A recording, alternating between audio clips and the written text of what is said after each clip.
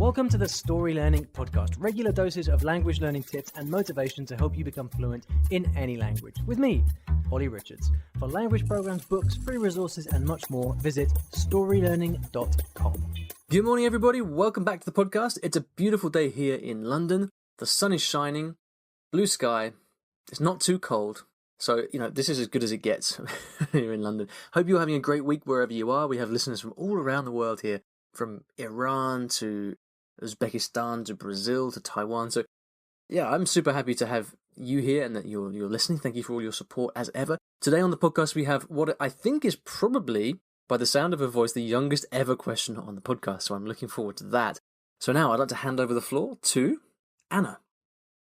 What inspired you to learn so many languages and do this blog?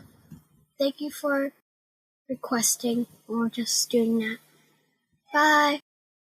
Okay, Anna, thank you so much for your question, and I hope your name is Anna. You didn't mention it in the message, but the name that was left on the recording was Anna, so I'm assuming that's you. I'm really sorry if it's not, but I'll call you Anna, and then, if you have a different name, you can just kind of make believe. Pretend you're Anna for a few minutes. Thank you so much for the question, and it's, wow, it's a long story, really. What inspired me to learn so many languages? Back at the beginning of the when I started the podcast, in episode 11, Ben asked me, is it really worth learning a language these days? And that was one of my favourite questions, actually, because he was talking about how you've got all these crazy new software and apps and things that will automatically translate everything. So why do you need to learn a new language? And what I really like about your question, Anna, is that you're not just asking, is it worth learning a new language in the first place? But you're asking, Olly, what inspired you to learn so many of them? Because you could think it's kind of a waste of time, right? Why should you learn so many languages? Well, the first thing to say is that when I was your age, I didn't speak any languages. I grew up only speaking English. And it wasn't until I was actually 19 years old that I began learning languages. When I was at school, we had to do German and French, but I didn't like it at all.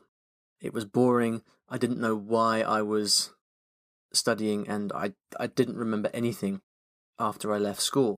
But something changed when I was about 19 years old, and I was living in London, which is the capital of the UK, and I had got a job in a cafe, and in that cafe were working people from so many different countries. There were people from Italy, from Spain, from Sweden, and I remember hearing them speaking all these different languages. Well, actually, first of all, I remember they were speaking English with each other and with me, right?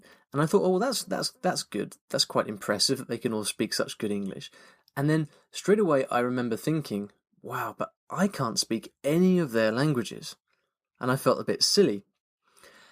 And so that was really the first moment, Anna, that I thought, well, maybe it would be quite cool to learn another language. I didn't do anything right away, but very soon after that, I decided to go and live in Paris. And I got on the train and I bought a one-way ticket to Paris, so there was no going back. I got to Paris and I worked really hard, and I studied French there in Paris. And after 6 months or so in Paris, I was speaking French really well because I did work hard and I tried my best. And, the most important thing, I think, is that I realized that I could do it. I realized that I was not rubbish at languages, and actually, if I want to pick up a new language, I can. So I felt really pleased with myself and I felt very confident. Now, Anna, I don't know what hobbies you have. Maybe you like drawing, maybe you like playing music. But for a second, if you just think about something that you enjoy doing, and maybe something that you're quite good at. Now, I bet that you probably feel like doing that all the time and doing lots of it, right? So if you like, I don't know, making cakes, I bet that you wish you could just make cakes all the time, right?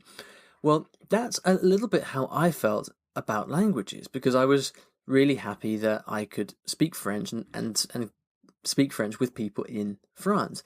So what do you think? Do you think I was happy just with French, or do you think I wanted to see if I could learn another language? Well, obviously, like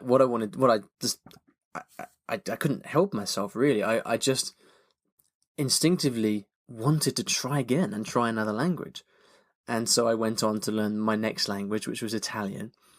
And then I kind of carried on like that. So it wasn't that I just learned loads and loads of languages all at the same time. It's been a long process. I'm 35 now, and I was 19 when I started. So, I'm sure your maths is great, Anna, so you can figure out how many years that is.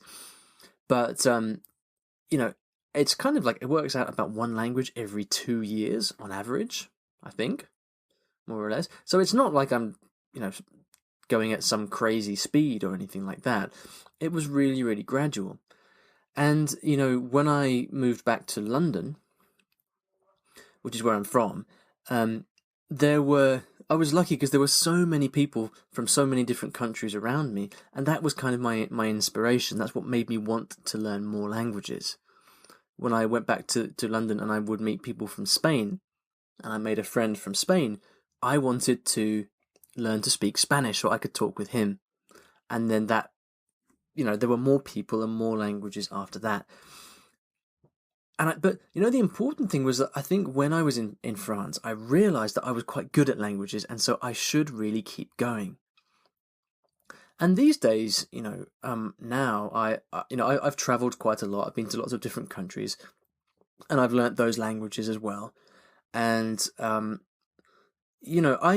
for me now in my life, to speak these languages. I mean, I'm not like really, really good at all of these languages. So, for example, my Spanish is good, but my Italian's rubbish because I didn't keep it up. So although I used to speak very good Italian, I don't really anymore. And so all of my languages are kind of a big mix. But it doesn't matter because I'm just really, really happy to be able to, talk to people in their languages, to watch a movie and understand some of what they're saying in the language, maybe to read something on the internet in a different language, be able to understand it. Right now I'm learning to write in Chinese, which is really cool because they got all these crazy Chinese characters. And it's just something that I have fallen in love with and really, really enjoy doing. And, also it's kind of, I'll be honest with you, Anna, sometimes it's also kind of nice when people turn around and say, oh, wow, you speak these languages. That's nice as well. It's not my main reason for doing it, but it's quite cool, I'm sure, at school, if someone says, if you're doing an activity and someone says to you, wow, and you're really good at that, it feels nice, right? It's a nice thing. So, what I would say to you, and I don't know if you're interested in languages, or if you're interested in something else, languages aren't for everybody. You don't have to learn another language. I mean, obviously I think it's great, but you don't have to learn another language. You can do other things. You could play music. You could write books. But, if you're listening to this, and then I guess that you probably do like languages, or maybe you're thinking it might be nice to learn a language. And so what I would encourage you to do is to think like, okay, you don't need to learn 1,000,001 languages. One language is fine. You can always learn more later. But I would say to you, think about the things that you really love. So, for example, if you like Spanish, then think about, maybe you have some friends who speak Spanish. Think about your friends. If you like Japanese and you like reading comics, manga comics, then think about those comics. Think about the language that you're interested in and the thing that you most like about it. And just do lots and lots and lots of that. And what that will mean is that you will learn the language whilst doing something that you love. And that's what it's all about.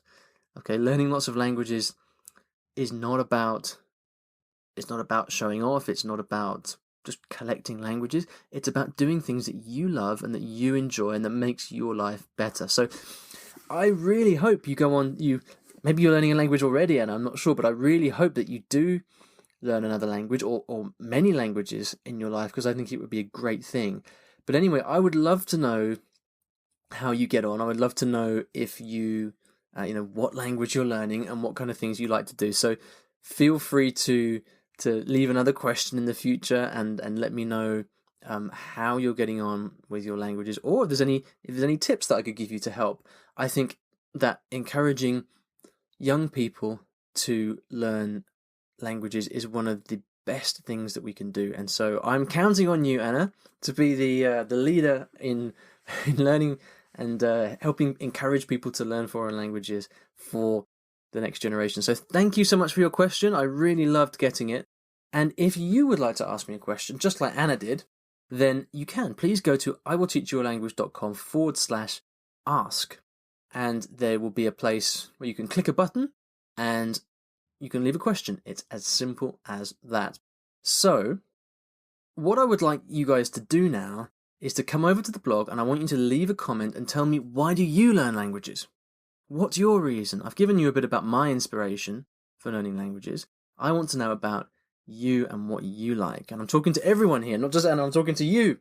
Yeah, you listening right now. I want you to come over to the blog and to tell me why you're learning languages. And to do that, you can go to the show notes, which will be at iwillteachyourlanguage.com/episode 135. Okay, that's iwillteachyourlanguage.com/episode 135. Thank you so much for listening, and I'll see you in the next episode of the podcast. Thanks for listening to today's episode, and in case you didn't already know, I teach languages in a rather unusual way through stories. Now, stories are a great way to learn a new language because when you're engrossed in a story, you remember things more easily, and the mechanics of the language just start clicking inside your brain. It's quite something, and if you'd like to find out how you can learn a new language or improve your skills in a language that you already know and do it with the power of stories, then you should check out my free Story Learning Kit, which will teach you exactly how this method works and how you can use it yourself to learn a new language. Visit storylearning.com/podkit, that's PODKIT, to get free access. Inside, you'll find explanatory videos, masterclasses, worksheets, short stories to practice with, and much, much more. Once again, that is storylearning.com/podkit, PODKIT. And if you're lucky, you might also find a link in the podcast description or show notes of this episode.